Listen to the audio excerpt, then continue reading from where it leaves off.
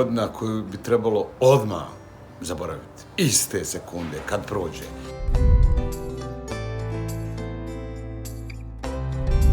Mislim da je knjiga za sve nas koji smo morali da budemo u karantinu jedini pravi lijek u stvari. Da je to nešto što je spaslo ono što je mnogo osjetljivije od tijela, a to je duh. Evo, svjedoci smo da je cijeli svijet paralizovan i jedino rješenje koje vi možete da nađete, ono se nalazi u knjizi. Meni je 2020. godinu obilježile konferencije za štampu Kriznog štaba.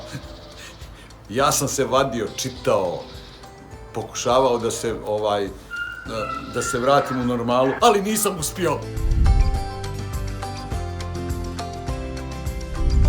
Čak šta više trebamo od onoga ko je nadležan tražiti da nam ponovi, pošto je nismo iskoristili u dovoljno velikom broju.